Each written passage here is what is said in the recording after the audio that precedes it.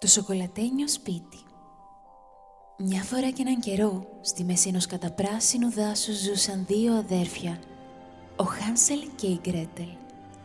Ο πατέρας τους ήταν ξυλοκόπος και με κόπο κέρδιζε το ψωμί της οικογένειας. Μια μέρα λοιπόν, είπε στη γυναίκα του πως δεν είχαν πια χρήματα για να αγοράσουν ρούχα, μα ούτε και φαγητό για τα παιδιά τους. «Εγώ ξέρω τι πρέπει να κάνουμε», είπε εκείνη. «Να πάμε στο δάσος και να αφήσουμε εκεί τα παιδιά. Θα δεις, κάποιος καλός άνθρωπος θα βρεθεί για να τα πάρει μαζί του». «Αυτό δεν θα το ήθελα, μα δεν μας μένει και τίποτα άλλο για να κάνουμε», είπε δακρύζοντας ο πατέρας. «Σίγουρα δεν υπάρχει άλλη λύση, άντρα μου.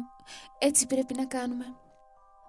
Ο Χάνσελ και η Γκρέτελ όμως έτυχε να κρυφακούσουν όλη αυτή τη συζήτηση. Μόλις λοιπόν οι γονείς τους τέλειωσαν την κουβέντα τους, αυτά άρχισαν να σκέφτονται τι μπορούσαν να κάνουν. Στο τέλος, ο Χάνσελ είχε μια έξυπνη ιδέα. Έτσι όταν όλοι πια είχαν πάει για ύπνο, αυτός βγήκε έξω και μάζεψε άσπρα βότσαλα. «Τι θα τα κάνεις αυτά?»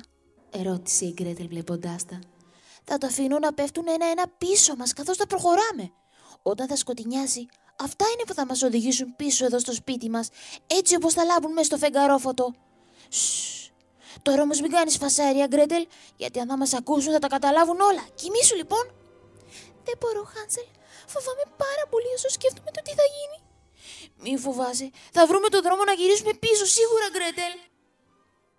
Την άλλη μέρα, οι γονείς πήραν τα δύο παιδιά και τράβηξαν μέσα στο δάσος. Περπάτησαν, μέχρι που έφτασαν στο πιο πυκνό σημείο του.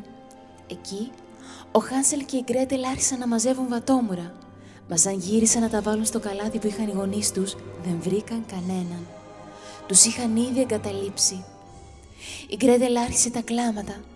«Μην κάνεις έτσι, αδερφούλα μου. Το ξέρεις ότι έχουμε τα βότσαλα. Αυτά θα μας οδηγήσουν στο σπίτι, θα δεις. Κάνε κουράγιο». «Όμως πρέπει να ξεκουραστούμε τώρα, γιατί έχουμε πολύ δρόμο μπροστά μας, το ξέρεις». Τα δυο πιτσιρίκια κοιμήθηκαν λίγο και σαν ξύπνησαν, είχε πέσει κιόλας η νύχτα. Ο Χάνσελ έπιασε την Γκρέτελ από το χέρι για να της δώσει κουράγιο και ξεκίνησαν ακολουθώντας τα βότσαλα. Πραγματικά, αυτά έλαμπαν μες στο σκοτάδι σαν μια φωτεινή λουρίδα. Η καρδιά της Γκρέτελ κόντευε να σπάσει από το φόβο κι όλο έκλαιγε. Κι όλο σταματούσε μόλις ακουγόταν κάποιος θόρυβος. Αλλά ο Χάνσελ προσπαθούσε να φαίνεται γενναίος και της έλεγε να προχωρήσει. Τα δυο παιδιά περπατούσαν όλη τη νύχτα. Ήταν κατάκοπα. Στο τέλος φάνηκε από μακριά το σπίτι τους. Το πρώτο φως της αυγής είχε κιόλας αρχίσει να ροδίζει στην άκρη του ουρανού. Γεμάτα χαρά έκαναν τρέχοντας τον υπόλοιπο δρόμο μέχρι το ξύλινο σπίτι τους. «Μαμά, μπαμπά!» φώναξαν και οι δύο μόλις μπήκαν μέσα. Ο πατέρας τους αστισμένος μα με καρδιά γεμάτη ευτυχία τους κοίταξε και τους είπε: «Αγαπημένα μου παιδιά θησαυροί μου, πώς καταφέρατε και βρήκατε το δρόμο?» Ο Χάνσελ και η Γκρέτελ κοιτάχτηκαν και χωρίς να πούν τίποτα για τα βότσαλα, αγκάλιασαν τον πατέρα τους. Η μητέρα τους όμως δίπλα ήταν όλο σκέψη. Τα παιδιά δεν έπρεπε να μείνουν μαζί τους, τα πέθαιναν από την πείνα. Πιο ύστερα λοιπόν, έπεισε τον άντρα της πως η μόνη λύση ήταν να τα πάνε ξανά στο δάσος. Έτσι κι έγινε. Έπειτα από 2 μέρες ξεκίνησαν πάλι για εκεί. Ο Χάνσελ βέβαια είχε καταλάβει το σκοπό αυτής της βόλτας και είχε πάρει τα μέτρα του. Μόλις ξεκίνησαν λοιπόν, άρχισε να ρίχνει πίσω τους ψίχουλα από το ψωμί του βραδινού του. Πίστευε πως και αυτά θα τους οδηγούσαν στο σπίτι, όπως είχε γίνει και με τα βότσαλα. Και περπάτησαν, ώσπου έφτασαν ακόμη πιο βαθιά στο δάσος από την πρώτη φορά. Οι γονείς τους τότε τους είπαν να μείνουν εκεί, ενώ αυτοί θα κοίταζαν να βρουν ένα καινούριο μονοπάτι. Ο Χάνσελ και η Γκρέτελ κατάλαβαν βέβαια ότι δεν θα ξαναγύριζαν, όπως και έγινε. Τα δύο παιδιά κάθισαν τότε κάτω από ένα μεγάλο δέντρο για να ξεκουραστούν. «Μην ανησυχείς, Γκρέτελ», είπε ο Χάνσελ. «Και αυτή τη φορά θα βρούμε το δρόμο να γυρίσουμε πίσω. Έριχνα ψίχουλα καθώς ερχόμασταν, θα τα ακολουθήσουμε και...» Μα ψίχουλα δεν βρέθηκαν πουθενά. Τα πουλιά τα είχαν φάει όλα. Μόλις όμως πέρασε η πρώτη απογοήτευση, τα παιδιά ξαναβρίσκοντας το κουράγιο τους αποφάσισαν να προσπαθήσουν οπωσδήποτε να γυρίσουν πίσω. Περπάτησαν, ώσπου βρέθηκαν σε ένα ξέφωτο. Εκεί, στη μέση του πουθενά, ήταν ένα μικρό σπίτι. Ο Χάνσελ και η Γκρέτελ το πλησίασαν γεμάτοι ελπίδα. Σίγουρα κάποιος εκεί θα τους βοηθούσε. «Τι παράξενο σπίτι», έκανε ξαφνιασμένος ο Χάνσελ φτάνοντας στην εξώπορτα.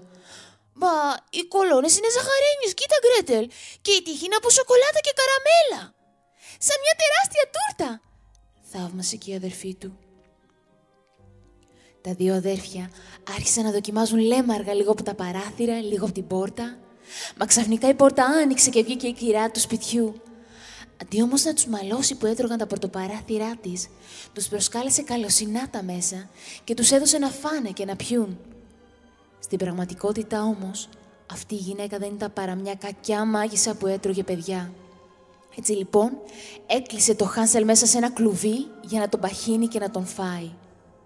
Η Γκρέτελ είχε σταθεί λιγάκι πιο τυχερή.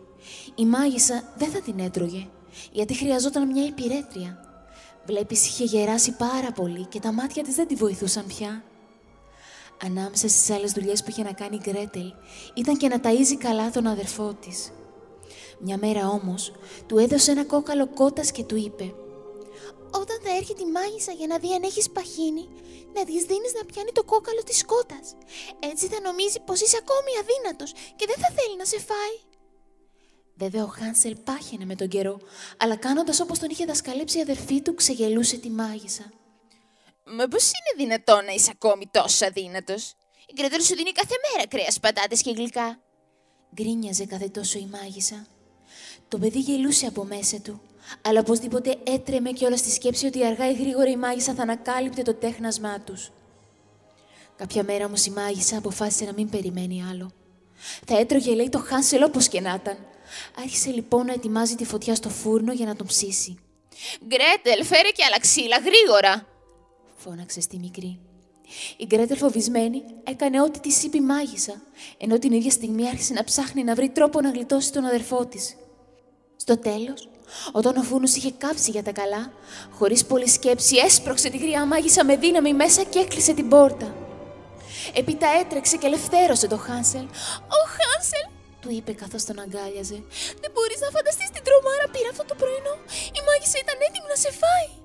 Κι εγώ άκουσα τις ετοιμασίες, Γκρέτελ, κατάλαβα πως κάτι τέτοιο ήθελε να κάνει τώρα. Τώρα τι έγινε η μάγισσα?» «Τώρα πάει, Χάνσελ. Η μάγισσα πέθανε, είμαστε ελεύθεροι να φύγουμε. Αλλά πρώτα λέω να ρίξουμε μια ματιά σε ένα μυστικό δωμάτιο που υπάρχει εδώ μέσα». «Μυστικό δωμάτιο?» «Ναι, υπάρχει μια μυστική πόρτα στο σπίτι εδώ. Η μάγισσα την άνοιγε πάντα κρυφά από μένα. Μπορεί να έχει κάποιο κρυμμένο θησαυρό εκεί μέσα. Και έχω και το κλειδί τώρα, τι λες, δοκιμάζουμε να την ανοίξουμε?» Ο Χάνσελ συμφώνησε και έτσι τα δύο παιδιά, δίνοντας θάρρος το ένα στο άλλο, άνοιξαν την πόρτα του μυστικού δωματίου και θαύμα! Σε μια γωνιά ήταν δύο μεγάλα μπαούλα γεμάτα φανταστικά κοσμήματα. «Είμαστε πλούσιοι!» φώναξαν και οι δύο, κοιτάζοντας όλο αυτό το χρυσάφι και τα πετράδια. «Τώρα μπορούμε να πάμε σπίτι. Έχουμε και ρούχα και φαγητό και ό,τι θέλουμε», είπε η Γκρέτελ φορώντας μια κορώνα με διαμάντια. «Ναι, και θα βρούμε τον δρόμο να γυρίσουμε, είμαι σίγουρος», τη βεβαίωσε ο Χάνσελ φορώντας κι αυτός μια άλλη κορώνα με πολύτιμα πετράδια και γούνα. Έπειτα έβαλαν μερικά κοσμήματα σε μια σακούλα και ξεκίνησαν για να βρουν το σπίτι τους. Θα γύριζαν να πάρουν και τα υπόλοιπα με τον πατέρα τους, μιας και τώρα δεν μπορούσαν να κουβαλήσουν περισσότερα. Και περπάτησαν. Κάποια στιγμή έφτασαν και σε μια λίμνη. Εκεί ένας κύκνος τους πήρε πρόθυμα στην πλάτη του και συνέχισαν έτσι το ταξίδι τους. Τα παιδιά άφησαν τον κύκνο να τα οδηγήσει. Σαν πολύ ταξιδεμένος σίγουρα θα ήξερε πιο καλά από αυτούς το δρόμο. Πραγματικά, ο κύκνος τους έφερε κοντά στο σπίτι τους. Ο Χάνσελ και η Γκρέτελ τον ευχαρίστησαν και το χαιρέτησαν. Και ενώ εκείνος έφευγε πλέοντας τα καθαρά νερά της λίμνης, τα παιδιά, αναγνωρίζοντας τα μέρη τους, έτρεξαν με λαχτάρα προς το σπίτι τους. Οι γονείς τους τότε τα δέχτηκαν με χαρά και συγκίνηση και από τότε δεν αποχωρίστηκαν ποτέ ο ένας τον άλλον και ζήσαν αυτοί καλά και εμείς καλύτερα.